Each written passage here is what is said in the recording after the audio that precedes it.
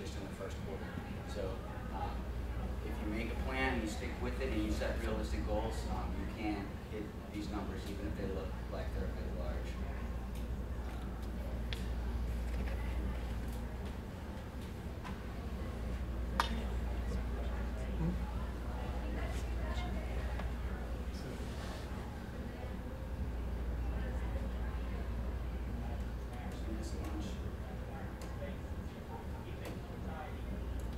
Building a strong foundation, finance structure and staffing.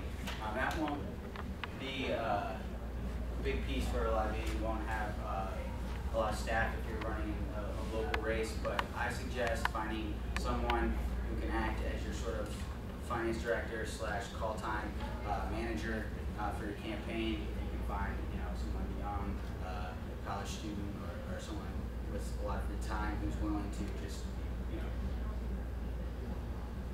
willing just to put in the time, sort of donate the time for either the experience or just because they want to see you win. Obviously, that would be the best way to go, keeping it off the budget. But even if you're looking at running for state house or state senate, and you've got about you're looking to raise over $50,000, anything over that, it might be worth $500 a month to have someone who can staff your call time, do your follow-up emails and letters, help with your donor research.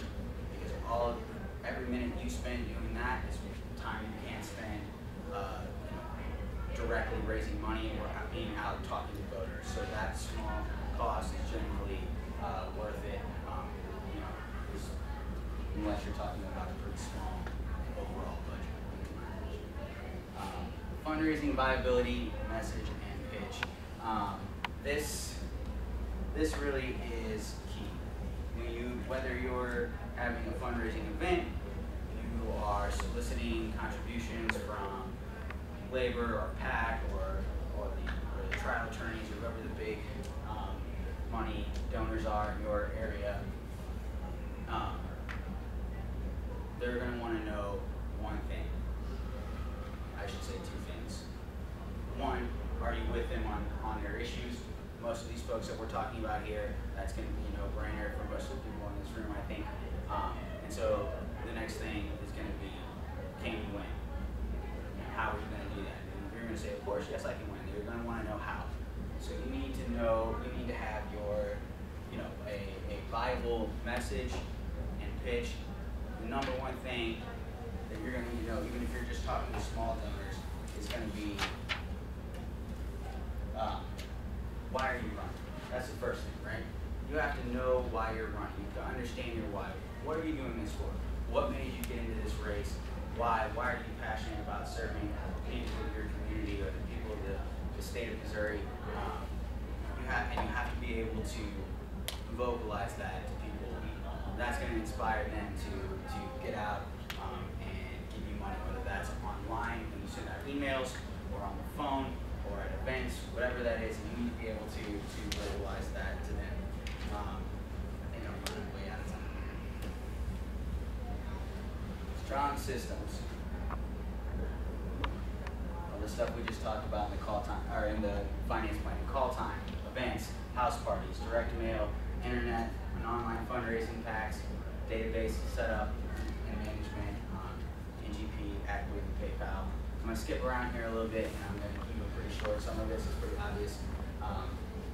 Events, obviously, fundraisers, most of you guys have been to those, and I set one up. I have one of the documents I have is a checklist of everything you need to be running through, what you're going to need when you go to an event, what you're going to need to be thinking about ahead of time when you set up an event, so I'm not going to get into too much detail there. They can be anything from small house parties to bigger events where you might hope to raise $5,000 or more dollars.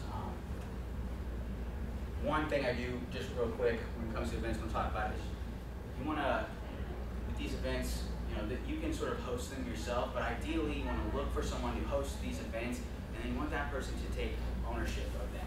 When you ask someone, hey, can you host a fundraiser for me in July, and they say yes, you're looking for them to, find a location, whether they're doing that at their house or they're going to find a venue. Make sure that whatever the food and drink situation is taken care of, that they're going to handle all of that, and also There needs to be, and you would not imagine, you would not believe how many times I've seen breakdown in this particular piece here, which is there needs to be open communication about who is responsible for getting people to show up to this fundraiser. Ideally, it is them. You're asking them to host a fundraiser. They're going to bring their people in, whoever that is. There's someone who's well known, has access to that, and they're going to be sending out emails or making phone calls, inviting people out to these fundraisers. There's a difference between having someone host an event for you, which is what I'm just talking about, and like sort of asking someone to be on your host list, where you're trying to use their name to say, hey, I'm legitimate, and this person's going to come out and see them. They're giving me money. That's a different thing if you're organizing. And so you need to be clear with whoever you're asking to host your fundraiser, which one you're talking about. Some people, lend their name out a lot. Oh yeah, sure, put my name on the invite. That's different, type of thing. So that communication needs to be clear. Direct mail, that's, you're going to send out solicit letters, re-solicit letters to people who've already given to you, things like that. I have examples of those that you can use and then tweak and create your own from there. So I won't get into too much detail there. Tax, labor, any kind of that stuff. Again, I have some. Generally, you have to make initial ask. That's your foot in the door. They're going to expect some sort of letter from you making an ask. Then they're going to have a screening, and there's a sort of process to it there that you'll quickly fall into. You're going to have to fill out a questionnaire and all that kind of stuff. You're going to make that initial ask. I'll have some.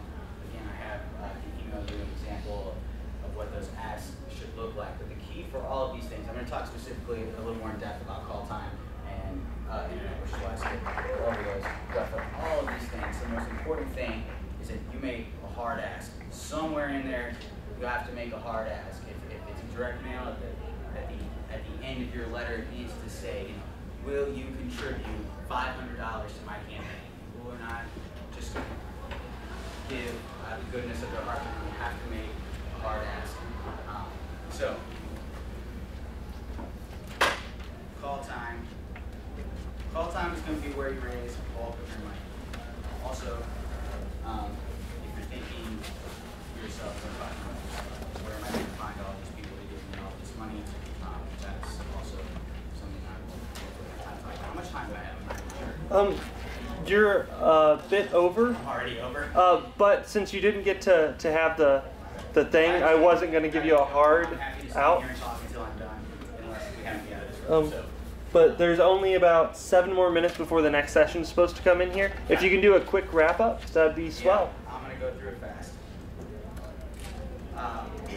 So, I have 2 other things that I part of my handouts that I will email around. So I'm not going to go through them overly in depth here. One is a call time script. It's a good place to start from when you're making these phone calls asking people for money. The other is do's and don'ts for your call time. I'm going to hit a couple of important things. The first important thing both for your script and the do's and don'ts, again, is always make a hard ask. At some point during your conversation with these folks, you're going to have to, ask them for money and ask them for a specific amount. How do you know how much to ask them for? Is based on your donor research, which I will touch on briefly here in just a second. But that's the key. I mean, you're not going to get, you can have a great conversation with people that sound very supportive, and I'm with you, but you're likely never going to see that donation come through. Don't make a hard ask, and then from there follow up. Either to send,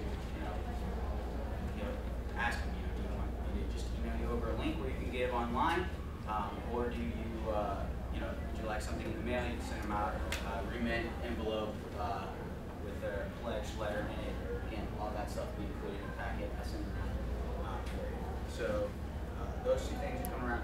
The other thing is, you're gonna if you talk to a lot of other people who specialize in fundraising or anybody maybe into finance or fundraising training,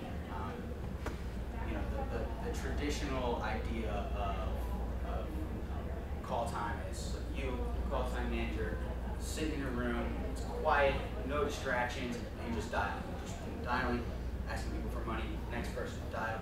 asking for money, next person just rolling through. That's efficient, and that still is sort of ideal, but everybody's a little different, and some people, I've worked with candidates that really struggle with doing it that way, and it really becomes less productive to try to force that onto the candidate. I've never been a candidate and really have plans to be one, but I know for me in particular, when I'm talking on the phone, especially anything that might be in a similar vein as raising money on the phone, I pace around. I have to move around. I don't want to sit in a chair, across from my guy and not move. I got to pace around, walk around the room. So, that's fine. Whether, like I said, whether you're the candidate or you're someone who's managing the candidate, you can make these adjustments to your candidate's personal habits as long as the dials are getting made and the ask is being made. There can be some flexibility in there. So there's some on your script. There's going to be some that I'll send around. There's going to be some frequently asked questions that all candidates give wherever about if you're calling outside of their district, why they should get things like that, and some easy ways to respond to that. But you're going to get a rhythm, and don't be afraid to repeat yourself on these calls. When you find something that works, people are responding to, you're saying you got some turns of phrases that you're using, and it's working, and people are giving you money, you say the exact same thing on every single call until it quits working for you. Now you guys want to talk about digital fundraising too. Professional campaign materials. This kind of ties back in with the tax and labor that I was talking about. You want to have campaign perspective. You're going to want to have pledge and thank you letters and remit, all of which I have examples of that I can send you around. I think everything else is pretty clear. If you're not sure what a prospectus is, this is basically your short 1 or 2 pager explaining why and how you're going to win this thing. You're going to raise this much money, you're going to spend it here, and you're going to knock this many doors, and you know your win number, and this is how you're going to get there, etc. So, and I think we're out of time. Okay.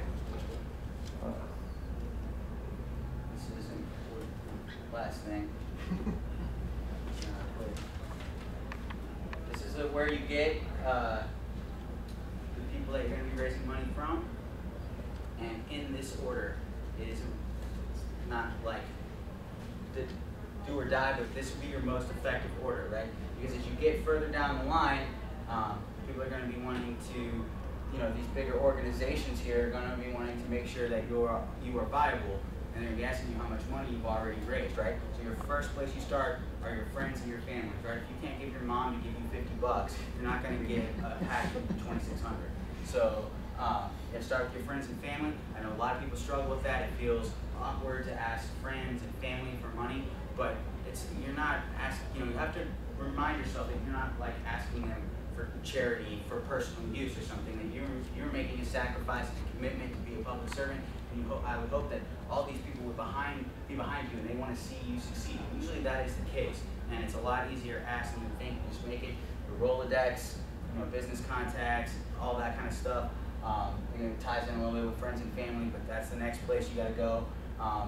And then, contrary to what most people believe, the next step is not to your allies, labor unions for Democrats and attorneys and progressive organizations, but people with an axe to grind. Now, it could be some of those organizations, but that's what you want to think about first, right? If you're running in a district against a representative who's incredibly anti-labor and he or she's carrying the bill for whatever they hate or whatever, those are your first guys to go to. They have an axe to grind. Those are you're going to get more money, and you're going to have an easier time there than you will from your allies, and so on. So we all know mostly who our allies are.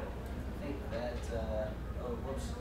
your cold call. So finally, after you've done all of that, you're going to be asking your allies for a list if they're willing to give them up, of people you can reach out to. And then finally, and I have a document that tells you step by step how to do this as well, the NEC donor research, which is looking for similar candidates to you who run in similar types of races and similar backgrounds, and you're going to probably have a lot of the same supporters. You can pull those lists, how much they gave, that's how you know how much to ask these people for. And then that's kind of when you get into your cold calling stuff, which is where your script and your do's and don'ts and all that's going to really be helpful there. And again, why you need to start up here and kind of work your way this way, because when you're cold calling people you don't really know that well and saying, hey, I know she deals with a lot of Democrats and this is not exactly like a picture to go, and I would like you to give to me too, right?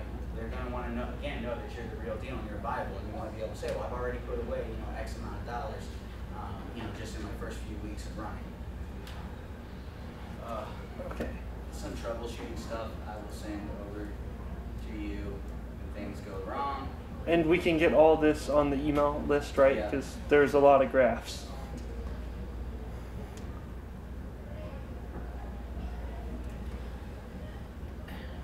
Alex, do you know how much Crystal? In 2 Needs weeks, to she raise- raised 20,000 on just cold calls. There's been a lot of talk on cold calls. Just wanted to throw that out. We don't have a big staff, so. Key thing, mostly in here, all comes down to one thing, communication. Make sure you're communicating with each other, that everybody knows what's going on. And if you are able, whether it's a volunteer or someone who paid to have a call-time manager / finance director, whatever that is, if you're the candidate, don't be afraid to let go and let them do things. If you're the staff, make sure you're taking control, that you are taking care of the follow-up and the thank you letters, you know, and you know, the research. You know, candidates, a campaign's most valuable resource is time, and especially the candidate's time. The candidate should be doing only two things: raising money, or talking to voters. And the whole point of raising money is so we can reach more voters. It's really the candidate needs to be reaching out to voters. So, and then there is my information. I'm happy to stick around and chat, or if you want to send me an email, you have any questions, it's my name, email address, and phone number. I'm happy to, you know, take on those questions. If you get my documents and you're looking for, you know, advice on how to personalize your finance plan into something manageable, I'm happy to talk to you about that. Just reach out to me, and if you want any of these documents that I've been talking about, there's a little sign-up sheet right here. You guys can come up with it. The end. Well, thank you. Thank you.